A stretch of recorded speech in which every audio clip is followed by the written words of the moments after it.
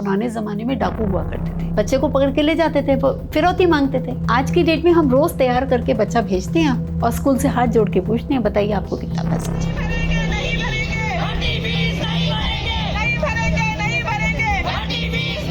इन स्कूलों में जिसके लिए हम 40 लाख रुपए डोनेशन दे रहे हैं, इन स्कूलों में ऐसा क्या पढ़ाया जाता है? बॉय एक अच्छे ब्रांडेड स्कूल से पढ़ा हुआ है तो उसमें उसकी मार्केट वैल्यू उतनी ज्यादा होती है।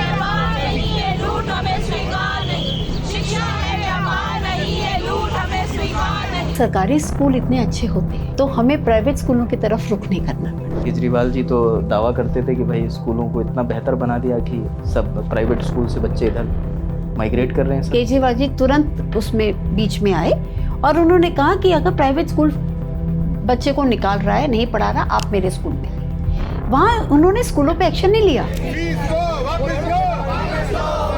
ऑनलाइन क्लासेस तक बंद कर दी थी स्कूल वालों ने फीस के चक्कर में। सरकारी अधिकारी जो हैं वो सारे जिम्मेदार हैं, जिसमें डीडी नॉमिनी भी आते हैं। डीएम ने इंस्पेक्शन की है और कोर्ट ने संज्ञान लिया है। ये नो डाउट ये पहली बार हुआ है। जगह जगह प्रदर्शन हो रहे हैं, डिपार्टमेंट ऑफ एजुकेशन के दफ्तर के बाहर भी प्रदर्शन हो रहे हैं और स्कूलों के बाहर भी प्रदर्शन हो रहे हैं। इसी बीच कुछ नए आरोप भी लगे, कुछ स्कूलों द्वारा बच्चों को प्रताड़ित किया जा रहा है, उन्हें लाइब्रेरी में बैठाया जा रहा है। एक मुद्दा डीपीएस द्वारका का भी हमारे सामने आया। उसके बाद एक सरप्राइज विजिट होती है डीएम की और उसके बाद दिल्ली हाईकोर्ट में मामला जाता है और दिल्ली हाईकोर्ट की ओर से उन्हें फटकार लगाई जाती है। ये सब हम चीज़ों को की तफ्तीश कर रहे थे और इसके बाद भी हमारे सामने कई और सवाल आ रहे थे कि ये प्राइवेट स्कूल काम कैसे करते हैं। ये फीस हाइक जो होती है हर बार, क्योंकि रेगुलेशंस हैं, कुछ रेगुलेशंस हैं जिनको फॉलो करना होता है। कई आरोप ये भी हैं कि कई स्कूल ऐसे हैं जो उन रेगुलेशंस को फॉलो नहीं करते हैं। ये पूरी मशीनरी कैसे काम करती है, इन्हीं सवालों को हम तलाशते हुए इनके जवाब के लिए हम एक मुफीद व्यक्ति के पास आए। हमारे साथ अपराजिता गौतम जी हैं जो दिल्ली पेरेंट्स एसोसिएशन के अध्यक्ष हैं। तमाम जगहों के पेरेंट्स, तमाम स्कूलों के पेरेंट्स आपके साथ जुड़े हुए हैं। आप उन्हें कंसल्टेशन प्रोवाइड करते हैं, उनसे बात करती हैं, उनकी परेशानियों को सुनती हैं। आप इस पूरे मुद्दे को कैसे देख रही हैं? देखिए, ये मुद्दा सिर्फ आज का नहीं है, ये सालों से होता है और हर साल जब भी स्कूल फीस बढ़ाते हैं, जिन स्कूल के पेरेंट्स अपनी फीस को देने में सक्षम होते हैं वो प्रोटेस्ट नहीं करते। जो सक्षम नहीं हो पाते हैं जिन स्कूल के पेरेंट्स, वो प्रोटेस्ट में आने को मजबूर होते हैं। क्योंकि ये जो मामला है फीस का, वो एक कॉमन अंडरस्टैंडिंग बढ़ाने की कोशिश की गई है कि 10% फीस बढ़ेगी तो जायज़ है। जबकि अगर हम एजुकेशन लॉ को पढ़ते हैं तो वहाँ पे सर्टेन नॉर्म्स हैं जिसको हर स्कूल को फॉलो करना पड़ता है। और समस्या ये है कि उन नॉर्म्स का जो स्टेप्स हैं उसको कोई स्कूल फॉलो नहीं कर रहा। तो यहाँ पे पेरेंट्स के प्रोटेस्ट के पीछे जो रीज़न है, स्कूल के ही कुछ चुनिंदा पेरेंट्स हैं जिनको हम पीटीए में बोलते हैं, पेरेंट्स टीचर एसोसिएशन, हर स्कूल में होनी चाहिए। और उसमें से एक पेरेंट जाता है मैनेजमेंट कमेटी में। तो कुछ लोग हैं जो स्कूल के साथ मिलके फीस का निर्धारण करते हैं, बट ये जो चुनिंदा आउटसाइडर्स हैं, जो लोग हैं, वो एक्चुअल इलेक्शन के थ्रू नहीं आते, वो स्कूलों द्वारा सिलेक्शन के थ्रू रखे जाते हैं। तो यदि यहाँ पे फर्स्ट में अगर हम लोग एक बैरिकेड लगा देते हैं कि और डायरेक्शंस पास करते हैं कि इनका प्रॉपर इलेक्शन होगा, एग्जाम्पल के तौर पे हम सरकारी स्कूलों का देखते हैं, आपने देखा होगा एसएमसी इलेक्शन हो रहा है या एसएमसी मीटिंग हो रही है। इसी तरीके से अगर प्राइवेट स्कूलों में भी किया जाएगा, मतलब एक तरह से जो भी स्कूल में डेवलपमेंट हो रही है, आप पेरेंट्स के ऊपर रिस्पॉन्सिबिलिटी छोड़ दो। तो मुझे ऐसा लगता है, जब मुझे पता है मैंने अपने आप खुद रिस्पॉन्सिबिलिटी ली थी और मैं अब आगे जो इसका रिजल्ट आएगा उसके लिए मैं ही जिम्मेदार होंगी, तो उस समय पर हर पेरेंट अपनी रिस्पॉन्सिबिलिटी प्रॉपर तरीके से निभाने की कोशिश करेगा। मतलब आसान भाषा में आप ये कह रहे हो कि जब ये जो मेजर डिसीजंस होते हैं इनमें एक प्रतिनिधि जो पेरेंट्स होते हैं, जो बच्चों के अभिभावक हैं, उनका भी रहता है वहाँ पर? जी बिल्कुल। देखिए, इसके लिए आप कह रहे हो इलेक्शन होना चाहिए? जी देखिए, ये जो मैं आपको बात बता रही हूँ, ये इसको अगर हम दिल्ली की बात करें तो दिल्ली में DSEAR 1973 बोलते हैं, जिसकी फुल फॉर्म है Delhi school education act and rules 1973। और 2010 में एक और ऑर्डर पारित हुआ था जिसमें ये प्रॉपर बताया गया था कि हर स्कूल को पीटीए इलेक्शन करवाना है, कैसे करवाना है, क्या ऑब्जेक्टिव है, कितना ड्यूरेशन रहेगा, सब कुछ उसमें मेंशन किया हुआ था।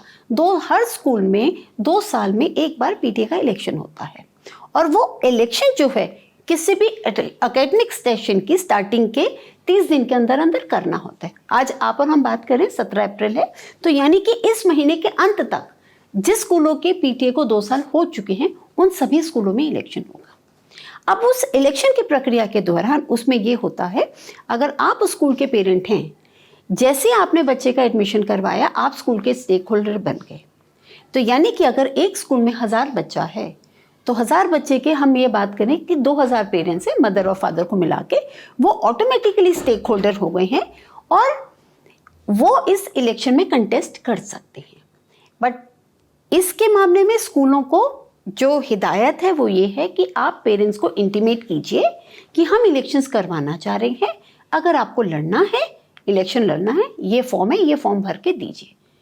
अभी आप जितने भी पेरेंट्स से बात कर रहे हैं, आप आगे बात करें तो प्लीज़ उनसे पूछिएगा कि आपके स्कूल के पीटीए के बारे में क्या उनको पता है, क्या कभी उनके पास इनवाइट आया है।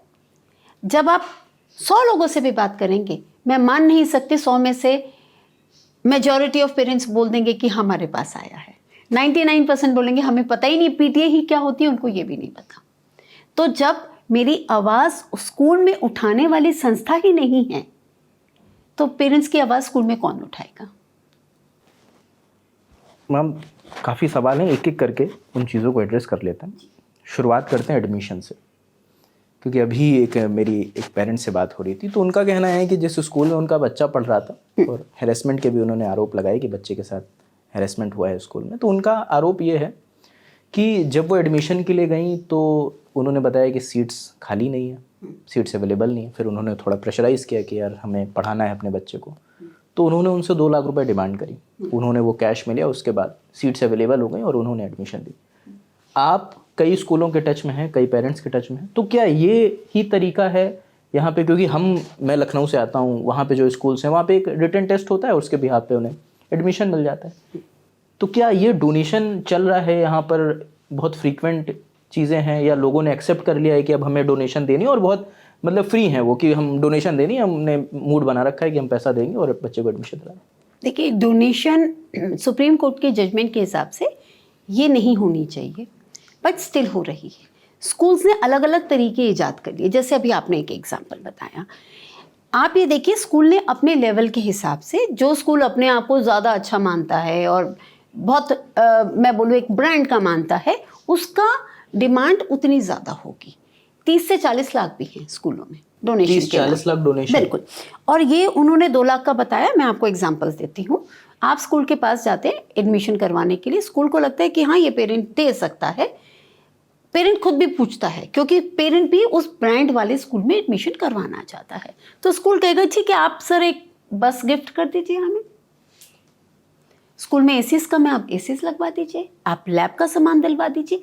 बहुत सारे तरीके हैं स्कूल का ये पैसा लेने के लिए। और आपने बोली कैश, यस, ऐसे कामों में सारी की सारी कैश ट्रांजैक्शंस ही चलती है, क्योंकि अगर वो गलती से पर्ची कटवा के आपसे पैसा ले लेंगे, कल को वो फंस जाएंगे, तो कैश ही लेंगे इस मामले में। और 2 लाख की अगर मैं बात करूं उनसे लिया, ऐसे बहुत सारे स्कूल हैं जो ऐसे पैसा ले रहे हैं। और पेरेंट्स की मजबूरी, मैं कहूँगी यहाँ पे पेरेंट्स की मजबूरी है कि उनको अगर एडमिशन करवाना है और नहीं मिल रहा एडमिशन, तो किसी तरीके से उनको डोनेशन देकर करवाना पड़ता है। इसमें मैं इस बात को गलत नहीं कहूँगी, कुछ पेरेंट्स एम्बिशियस होते हैं, उनको ब्रांड वाले स्कूल में जाना है, तो वो ज़्यादा पेरेंट अपना मान के चलता है कि यहाँ पे मुझे 10-20 लाख रुपया देना पड़ेगा, वो मेंटली रेडी होता है। बट ज़्यादातर केसेस में मैं कहूँगी वहाँ मजबूरी होती है कि डोनेशन दो, बच्चे का एडमिशन करवाओ, एटलीस्ट आपका बच्चे की एजुकेशन सुरक्षित हो जाएगी। एक सवाल ये भी है, हो सकता है ये सवाल क्लीशे हो, कि इन स्कूलों में जिसके लिए हम 40 लाख रुपए डोनेशन दे रहे हैं, इन स्कूलों में ऐसा क्या पढ़ाया जाता है? देखिए, जिन स्कूल्स की मैं बात कर रही हूँ, क्योंकि रिसेंटली मेरी किसी से बात हो रही थी, आप भी समझते हैं एक मैरिज की भी एक मार्केट होती है। अगर कोई बॉय एक अच्छे ब्रांडेड स्कूल से पढ़ा हुआ है तो उसमें उसकी मार्केट वैल्यू उतनी ज़्यादा होती है। तो भविष्य के लिए आप अपना लड़का जो तैयार कर रहे हैं, लड़की जो तैयार कर रही हैं, ये मैं बात कर रही हूँ टॉप बिजनेस क्लास वालों की सोच, वो टॉप स्कूल्स में जब जाके अप्रोच करते हैं। अब रही ब्रांडेड स्कूल में कम, हम जहाँ पे छोटा मोटा 50,000 40,000 लेके, देखिए अगर सरकारी स्कूल इतने अच्छे होते तो हमें प्राइवेट स्कूलों की तरफ रुख नहीं करना पड़ता। केजरीवाल जी तो दावा करते थे कि भाई स्कूलों को इतना बेहतर बना दिया कि सब प्राइवेट स्कूल से बच्चे इधर माइग्रेट कर रहे हैं सरकारी। देखिए रीज़न है, केजरीवाल जी ने क्या किया है, प्राइवेट स्कूलों में जब फीस बढ़ाने की परमिशन दी, कोविड में खासकर आपने देखा होगा केजरीवाल ने बढ़ चढ़ के इसमें प्रमोशन किया है। उन्होंने जैसी प्राइवेट स्कूलों ने फीस बढ़ाई या कोविड के टाइम पे फीस मांगे, केजरीवाल जी तुरंत उसमें बीच में आए और उन्होंने कहा कि अगर प्राइवेट स्कूल बच्चे को निकाल रहा है, नहीं पढ़ा रहा, आप मेरे स्कूल में आइए। वहाँ उन्होंने स्कूलों पे एक्शन नहीं लिया, उन्होंने बोला मैं तुम्हारे लिए प्लेटफॉर्म ओपन कर रहा हूँ, आप आ जाओ मेरे पास सरकारी स्कूल में पढ़ो। और उस सरकारी डेटा को उन्होंने दिखा दिया कि मेरे स्कूल में इतना एडमिशन हुआ है। उसके पीछे के कारण नहीं जानने चाहिए। मैं आपको एक प्रॉपर आपको एग्जाम्पल देती हूँ, क्योंकि उस टाइम पे कोविड के टाइम पे मेरे पास फ़ोन आया था, एक रिक्शा चालक तक जो बजट स्कूल में अपने बच्चे को भेज रहा था 500 रुपया महीना, वो जब अपने बच्चे की फीस नहीं दे पा रहा था, वो मजबूरी में सरकारी में गया था। कोविड के टाइम पे खुशी खुशी नहीं गया, वो सरकारी में गया और जैसे ही उसको लगा कि हाँ अब मैं ठीक हूँ, अब मैं वापस प्राइवेट में डाल दूंगा। तो सरकारी में जाना मजबूरी है पेरेंट की, बहुत ही ज़्यादा अगर फाइनेंशियल क्राइसिस चल रही है। नेता प्रतिपक्ष मिडिल क्लास आतिशी जी तो कह रही हैं कि उनके राज्य में सब कुछ बेहतर था और जब बीजेपी की सरकार आई मैं तो कहूंगी कि आप लोग प्लीज प्राइवेट पूछिए, जब आम आदमी पार्टी ने 10 साल यहाँ पे काम किया है तो इस 10 साल में जितने भी इनके काउंसलर थे, एमपीज तो उनके थे नहीं, एमएलएस थे, कितने काउंसलर कितने एमएलएस के बच्चे सरकारी स्कूल में पढ़ते थे। इक्का दुक्का का नाम लेंगे वो भी मैं आपको बता देती हूँ। उसकी भी हमारे पास खबर आई थी कि वो स्कूल में एक कमरा दबा के बैठ गए हैं और वहाँ से अपनी राजनीति करते हैं। उनका बच्चा क्योंकि दिखाना है पॉलिटिकली कि हम बच्चों को पढ़ा रहे हैं सरकारी स्कूल में, उनको पढ़ाने के लिए स्पेशल टीचर उनके ही रूम में आता था। तो ये सिर्फ पॉलिटिकल गिमिक है, वो सिर्फ लोगों को भटकाने और भड़काने वाली बात है। सरकारी स्कूलों में आप मुझे बताइए, अच्छी अगर पढ़ाई की सुविधा है तो पेड़ के नीचे भी हो सकती है। आप एक बिल्डिंग बनाने के बाद टीचर्स नहीं है सरकारी स्कूलों में, आपने आए दिन एडहॉक टीचर्स का देखा होगा, वो प्रोटेस्ट कर रहे हैं, उनको सैलरी नहीं मिल रही, उनको ये नहीं पता हमारी जॉब है या नहीं है। और जो परमानेंट टीचर्स हैं उनको आप रास्ते के पेड़ गिनने में, रेड लाइट पे आप गाड़ियां गिनने में लगा देंगे, तो वो सरकारी स्कूल का टीचर ये काम करेगा या सारा बच्चों को पढ़ाएगा? तो सिस्टम इतना इन लोगों ने खराब कर रखा था। वो बात दूसरी है, बाहर से गुडी गुडी दिखाने की कोशिश की गई थी, क्योंकि इनका पूरा का पूरा एक, मैं बोलूँगी कि मीडिया एक पूरा का पूरा नेक्सस इनका चलता है। वंस आपके सीएम ने कुछ ट्वीट कर दिया, पूरा का पूरा उसको कोई काउंटर करने वाला नहीं था। और उससे मैं बोलूँगी विपक्ष प्रोएक्टिवली काम नहीं कर रहा था। हम शायद अपने मुद्दे से भटक गए, हम वापस फी हाइक पे लौटते हैं कि जैसे कुछ लोग से मैं मिला, वो कहते हैं कि हर साल ये मुद्दा आता है, थोड़ा बहुत शोर शराबा होता है, उसके बाद सब अपने काम पर वापस लौट जाते हैं। आप 8-10 साल से देख रही हैं इन चीज़ों को, क्या आपने ये बिल्कुल सच में ऐसे बिल्कुल 100। देखिए आप मुझसे पूछेंगे, ये ग्राफ है, अप्रैल सेशन शुरू होने से पहले मार्च से मुद्दा शुरू होगा, अप्रैल में पीक में आ जाएगा जब उनको पैसा देना पड़ेगा। तब पेरेंट को लगेगा ओहो ये तो मैं 10,000 सोच रहा था, फीस आ गई मेरी 14,000, अब मैं नहीं दे सकता। अब वो बाकी पेरेंट्स को ढूंढेगा एजिटेशन के लिए, अगर कोई एजिटेशन कर रहा है नहीं कर रहा। तो ये ग्राफ चढ़ेगा, मई मिड और मई एंड तक आते आते ये नीचे आ जाएगा। पेरेंट्स एक्सपेक्ट करेगा सरकार से, जो भी गवर्नमेंट है उससे एक्सपेक्ट करेगा वो एक्शन ले, इसमें काम करे। सरकार नहीं करेगी, सरकार टालेगी। हम एक्शन ले रहे हैं, हम कर रहे हैं, हम ले लेंगे एक्शन, हम कर लेंगे। और ये उस उम्मीद में कि सरकार कुछ काम करेगी, ये 15-20 दिन बाय टाइम जिसको बोलते हैं वो करके अपना काम निकाल के मई में आते के साथ ही, मई एंड में आते आते मुद्दा कम हो जाएगा, क्योंकि उसके बाद समर हॉलीडेज शुरू हो जाएंगी। और जब तक पेरेंट्स पैसे दे चुका होता है, फिर उसको लगता है जब मैं पैसे दे चुका हूँ तो मैं किस बात के लिए लड़ूँ।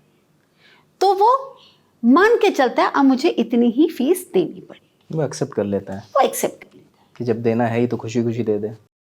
नहीं, खुशी खुशी नहीं देता, वो एक्सेप्ट कर लेता है, अब कोई चारा नहीं है। मतलब वो वही मैं कह रहा हूँ। और वो अपने बच्चे का स्कूल नहीं चेंज कर सकता है। रीज़न, हर बच्चे का अपना एक पीयर ग्रुप होता है, हर किसी को अपना साथी पसंद होता है। पेरेंट्स सोचे कि ये 5,000 फीस वाला मैं अफोर्ड नहीं कर सकता, मैं 2,000 में डाल दूं, बट वो अपने बच्चे की शक्ल देखता है, उसको पता है मेरा बच्चा अपने फ्रेंड्स के साथ खुश है, अगर स्कूल से निकाल दूंगा उसका फ्रेंड सर्कल चेंज हो जाएगा। तो पेरेंट उसकी इच्छा के लिए, वो 5,000 को मीटअप करने के लिए वो एक्स्ट्रा एफर्ट करता है। एक आरोप मैम ये भी लगता है कि स्कूल्स ये फीस बढ़ाने का काम तब करते हैं जब बाकी स्कूलों में एडमिशन क्लोज हो जाते हैं। कुछ ऐसा भी है, कुछ ऐसी हकीकत है? देखिए, होना नहीं चाहिए। मैं फिर बात करूंगी कानून मेरा क्या कहता है। अगर मेरी सुप्रीम कोर्ट की मैं जजमेंट की बात करूं, सुप्रीम कोर्ट ने यहाँ तक कि ये भी कहा है कि पेरेंट के ऊपर मध्य सत्र में 1 रुपए का अतिरिक्त दबाव डालना भी सही नहीं है। बट होता क्या है, अब यहाँ की पुलिसिंग कौन करेगा? शिक्षा विभाग। समस्या सारी शिक्षा विभाग ने रोकी पड़ी है। वो पुलिसिंग ढंग से नहीं करे, वो ऑर्डर्स का प्रॉपर इम्प्लीमेंटेशन नहीं करवा रहे। यदि शिक्षा विभाग और वहाँ पे बैठे हुए अधिकारी प्रॉपर इम्प्लीमेंटेशन करवाएं, दिल्ली में बदलाव लाने के लिए आपको बहुत ज़्यादा समय की जरूरत नहीं है, 10 से 15 दिन में हो जाएगा। कुछ नहीं है, बैठो, लिस्ट ऑफ डॉक्यूमेंट्स आप चेक करो, नहीं किया आप डी रिकॉग्नाइज नहीं करें। मैं स्पेशली मेंशन करना चाहूँगी, अभी रेखा जी का मैं सुन रही थी, क्वींस मैरी से, डी रिकॉग्नाइज नहीं करें। क्यों? क्योंकि हमने पिछले 10 सालों में देखा है एजुकेशन डिपार्टमेंट पेरेंट्स के दबाव में आकर डी रिकॉग्निशन का एक आदेश निकालता है, स्कूल 24 घंटे के भीतर ही कोर्ट में उसको चैलेंज करके स्टे ले आता है। स्कूल लॉजिक ये देता है कि मेरे को डी रिकॉग्नाइज कर देंगे कि मेरे 2,000 बच्चे हैं, स्कूल में 1,000 बच्चे हैं, ये कहाँ जाएगा बच्चा, और इसके लिए अपने सपोर्ट में पेरेंट्स को भी खड़ा कर देंगे। ऐसे होते हैं पेरेंट्स जो नहीं चाहेंगे कि वो स्कूल बंद हो। तो यहाँ समस्या आती है, इस पे लगाम लगाने की जिसकी जिम्मेदारी है वो अधिकारी उस जिम्मेदारी का ढंग से निर्वहन नहीं करे, जबकि वो सरकारी अधिकारी है जो सैलरी ले रहे हैं। नहीं, मतलब ये सच है आरोप या? ये बिल्कुल सही है, ये तो होता है, ये हो रहा है, ये तो रियलिटी है। ये तो आप खुद देखिए कि लास्ट ईयर एजुकेशन डिपार्टमेंट ने एक ऑर्डर निकाला जिसमें प्राइवेट स्कूल की जो इन लोगों की कमिटी है, वो लोग उस ऑर्डर को चैलेंज करने चले गए, और वो ऑर्डर मात्र 3 दिन पहले आया था।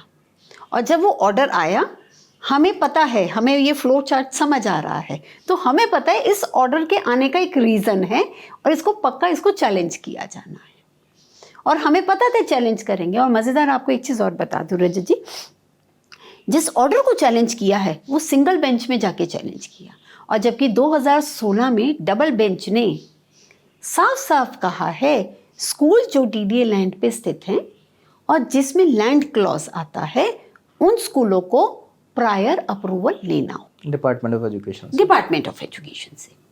और अगर मैं लॉ की बात करूं, एजुकेशन डिपार्टमेंट के अपने दिल्ली के सभी स्कूलों को अपनी फाइनेंशियल रिपोर्ट एक निश्चित तिथि तक शिक्षा विभाग में जमा करवानी, उसकी प्रॉपर ऑडिटिंग भी होगी। प्रॉपर ऑडिटिंग होती, प्रॉपर ऑडिटिंग नहीं होती है, होनी चाहिए।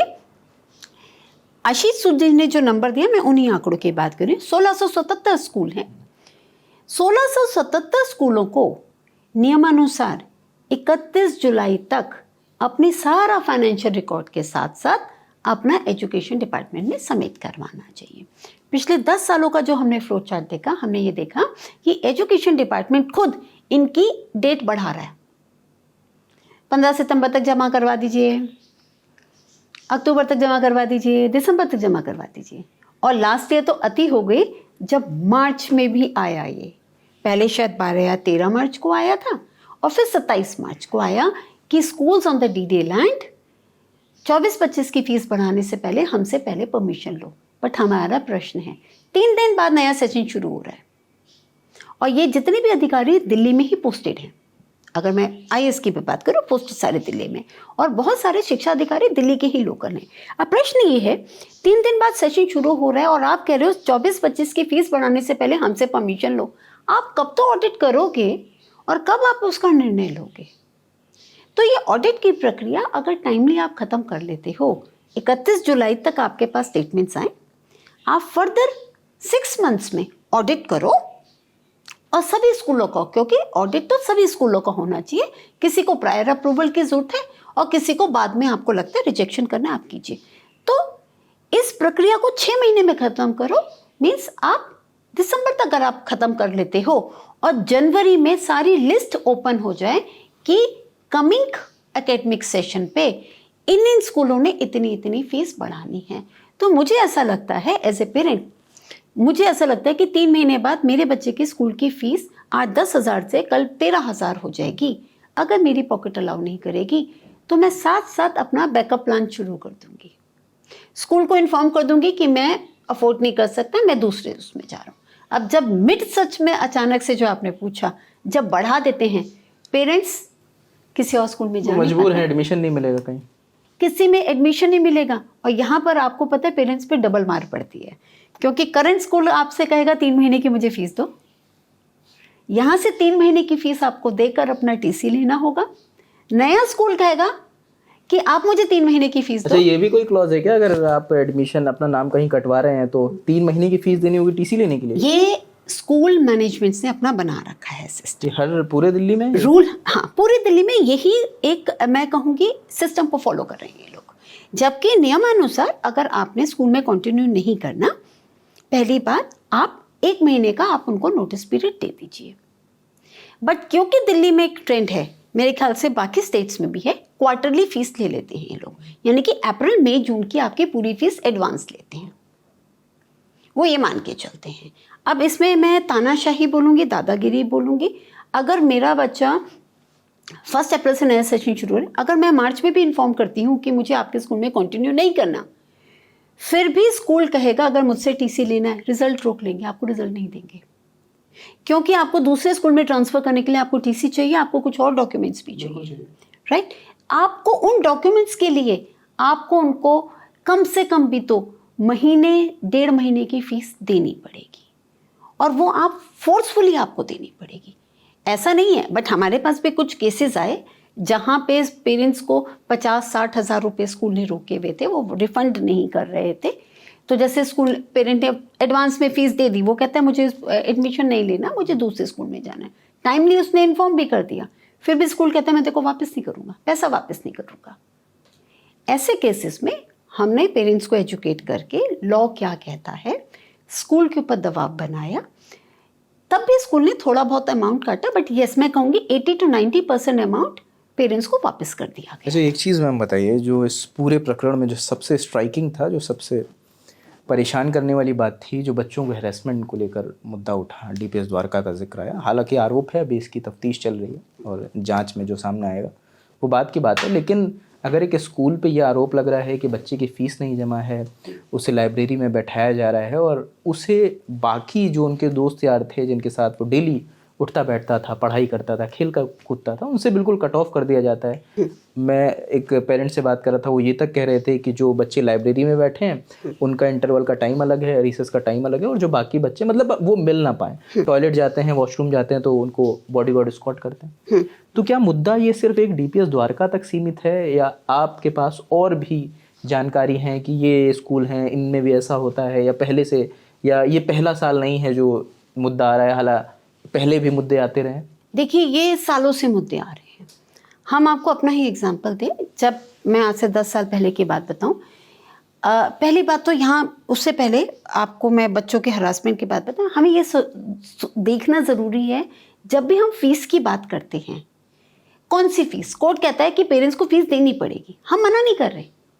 हमारा ये प्रश्न है कौन सी फीस सर, जस्टिफाइड या अनजस्टिफाइड भी देनी है। झगड़ा वो डिफरेंस ऑफ अमाउंट का है, जस्टिफाइड और नॉन जस्टिफाइड का। जस्टिफाइड अगर 5 बनती है और स्कूल 7 मांग रहे हैं, जो 2000 रुपए के पीछे झगड़ा है। कोई पेरेंट ये नहीं कह रहा कि मैं आपको फीस ही नहीं दूंगा। तो जब हम लोगों ने केस देखा, जब हमारा ही केस था, वहां पे स्कूल ने क्या किया, उसका एग्जाम्पल बता दूं। उस स्कूल ने पहले से ही पेरेंट्स से उनको गलत मैं बोलूंगी मिसलीड करते, मिसगाइड करते हुए बिल जो दिया था वो हमसे 7,500 रुपये ले रहे थे, जबकि एजुकेशन डिपार्टमेंट में 5,000 दिखा रहे थे और 2,500 फूड का दिखा रहे थे।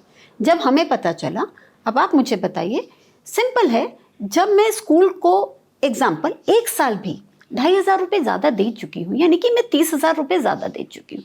हमने सिर्फ ये शुरुआत की कि सर आपके पास 3,000 रुपीज़ ज़्यादा है, 5,000 रुपये के हिसाब से आपके पास 6 महीने की फीस मेरी आ गई है। आप फीस में रिम्बर्स कर दीजिए, या तो आप मुझे कैश अभी आप तुरंत वापस कर दीजिए, मैं आपको 5,000 जो जस्टिफाइड है फीस दूंगी।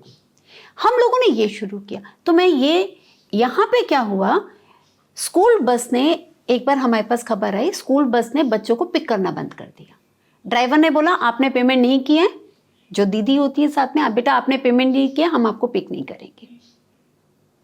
आपने पेमेंट के दिए, आप आओ। यानी कि 4 बच्चे खड़े हैं, अगर 2 बच्चों के पेरेंट्स ने पेमेंट की है, उनके पास वो लिस्ट भी थी। मैं ये कहती हूँ स्कूल्स की इतनी हिम्मत नहीं है, वो जिसको बोलते हैं ना मैन टू मैन बात करो, बड़े लोग आपस में बात करें, वो बच्चों को टारगेट कर रहे हैं। वो इस निचले स्तर तक गिर गए हैं कि पैसा उगाने के लिए बच्चों तक को टारगेट कर रहे हैं। और इसमें कोई गलत नहीं होगा। हम ये बोलेंगे कि पुराने ज़माने में डाकू हुआ करते थे, वो क्या करते थे, पैसा उगाही के लिए बच्चे को पकड़ के ले जाते थे, वो फिरौती मांगते थे। आज की डेट में हम रोज़ तैयार करके बच्चा भेजते हैं और स्कूल से हाथ जोड़ के पूछते हैं बताइए आपको कितना पैसा चाहिए। तो ये पैसा उगाने की तकलीफ वही है, टेक्निक है। चाहे आप लाइब्रेरी में बंद करें, चाहे आप बच्चों को लैब में बंद करें, चाहे आप रिसेप्शन पे बैठाएं, चाहे आप उनको पार्क में भेज दें, चाहे आप उनको स्कूल आने से मना कर दें। ऐसे भी केसेस आए हैं। इस कतार में और कौन कौन से स्कूल हैं? एक का जिक्र तो हम कई बार कर रहे हैं, हर जगह हो रहा है। देखिए, डीपीएस द्वारका है, हमारे सामने द इंडियन हाइट्स आया था। इंडियन हाइट्स बोले उनकी 2 ब्रांचेस हैं। 2-3 साल पहले इनकी एक और जो ब्रांचेस है, आई थिंक साकेत में है, वो आया था। अभी द्वारका इंडियन हाइट्स, ठीक है। पीपी इंटरनेशनल आया था हमारे सामने। ओपीजी सेक्टर 19 यही पास वाला, इनका तो केस भी चला था, इनके ऊपर तो जेजे एक्ट फाइल हुआ था। इन्होंने उस बच्चे को रिसेप्शन पे बैठा दिया था पूरे दिन। तो लिस्ट बहुत लंबी है, मैं लेके बैठूंगी तो ऑलमोस्ट हर स्कूल ऐसी एक्टिविटी कर रहा है।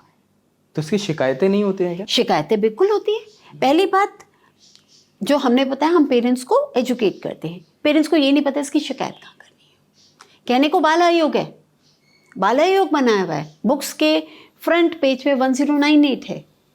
जब आप उस पर कॉल करते हैं, CWC में आपकी कंप्लेंट ओपन हो जाती है। पेरेंट्स को ये नहीं पता। बट मैं सॉरी लिमिटेशन बताती हूँ। पेरेंट्स जब कंप्लेंट करते हैं, बाल आयोग ने नया एक सिस्टम निकाल दिया, ठीक है जी जाइए हम इंक्वायरी करेंगे। एक्शन नहीं ले रहे थे। उसकी कोई डेडलाइन नहीं है उस इंक्वायरी की? होनी चाहिए बिल्कुल, 15 दिन के अंदर। जो हमने प्रोसेस देखा है, मुझे नहीं पता उनका रिटन प्रोसेस क्या है। जब पेरेंट कंप्लेंट करता है, नंबर 1 हमने ये देखा, बाल आयोग द्वारा उनकी कंप्लेंट को रजिस्टर नहीं किया जाता। जब आप किसी भी सरकारी विभाग में जाते हैं, आपकी कंप्लेंट को रजिस्टर करना चाहिए। एक डायरी नंबर आपको देगा, जैसे आप अपना डायरी नंबर से अपनी कंप्लेंट को फॉलो करें। हमने ये देखा कि बाल आयोग ये गेम खेल रहा है, शायद वो भी दिखाना चाहता है कि मेरे पास कम से कम कंप्लेंट्स आ रही है। बाल आयोग केस को रजिस्टर नहीं कर रहा। दूसरा, जहाँ पे रजिस्टर किया, जहाँ पे हम पेरेंट्स को सिखा के भेजते हैं, रजिस्टर किया तो 15 से 20 दिन का टाइम मांगते हैं, क्योंकि उस प्रोसेस में वो जिस जोन का होता है वो केस, उस जोन अधिकारी के पास एक लेटर लिखते हैं कि हमारे पास ऐसी ऐसी कंप्लेंट मिली है, आप इसमें इंक्वायरी कीजिए और हमें रिपोर्ट दीजिए 15 दिन में।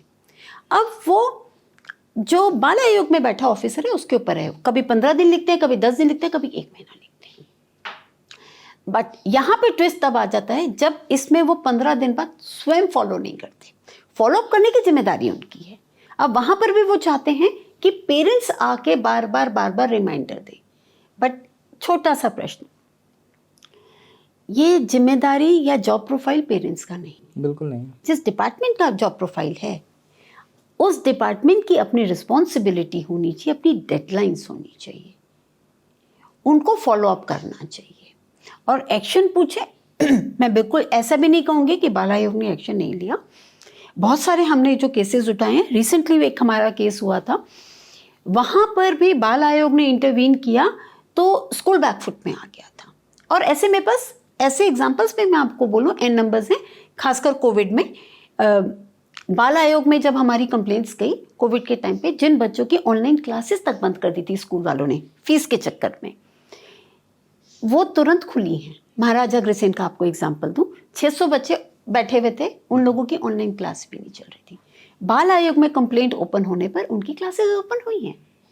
तो बट यस, इस पूरे सिस्टम पे कैसे किस डिपार्टमेंट में काम करना है ये भी पेरेंट्स को समझना पड़ेगा। एक सवाल ये भी है, हालांकि ये भी हो सकता है कि ये सवाल पूछने का टाइम अभी नहीं आया है कि क्योंकि नई सरकार को अभी पद संभाले अभी कम टाइम हुआ है, क्या लग रहा है कि कुछ बदल रहे हैं, कुछ चीज़ें बदल रही हैं? क्योंकि अब तो दोनों तरफ से आरोप लग रहे हैं।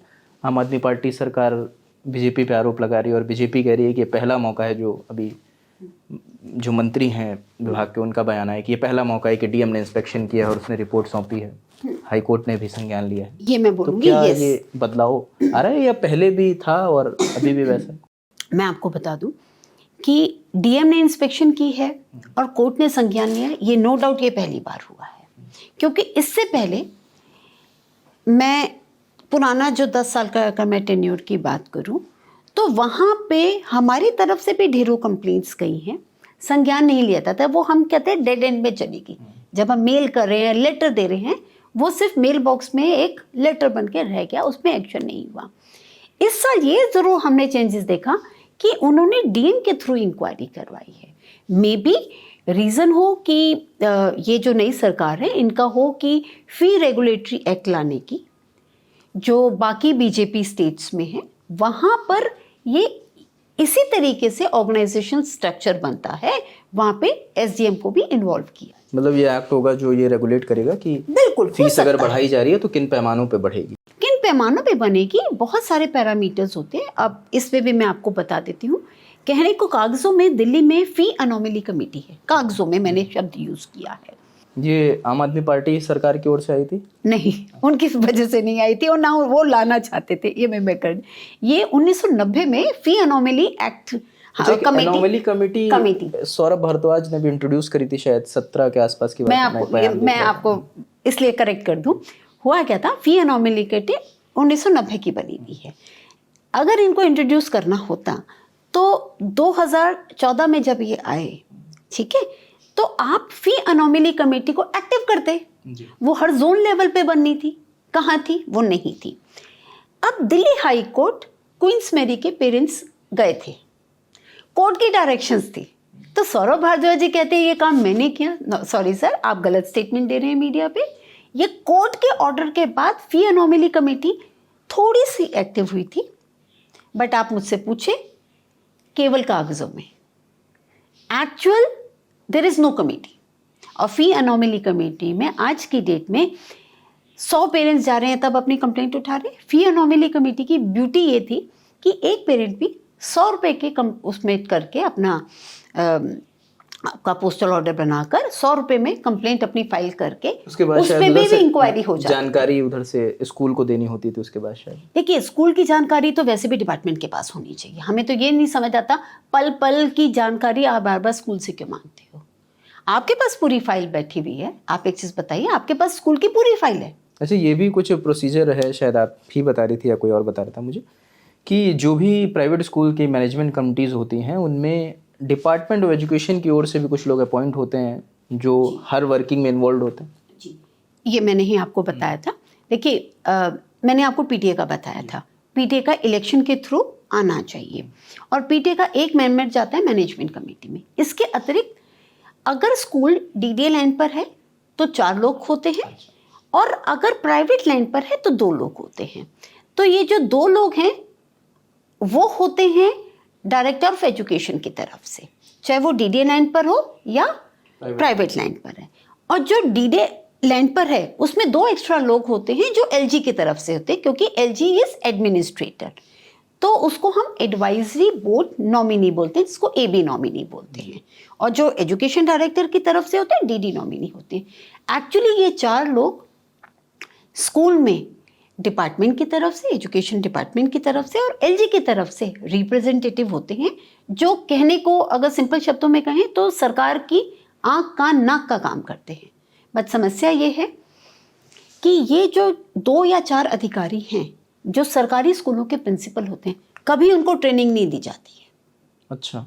वो जैसे प्रिंसिपल बनता है उसके एरिया में उनको 8 से 10 स्कूल दे दिए जाते हैं कि तुमने इन स्कूलों को संभालना है। वो एक तरह से सरकार की आंख का नाक है, एक तरह से सीसीटीवी है।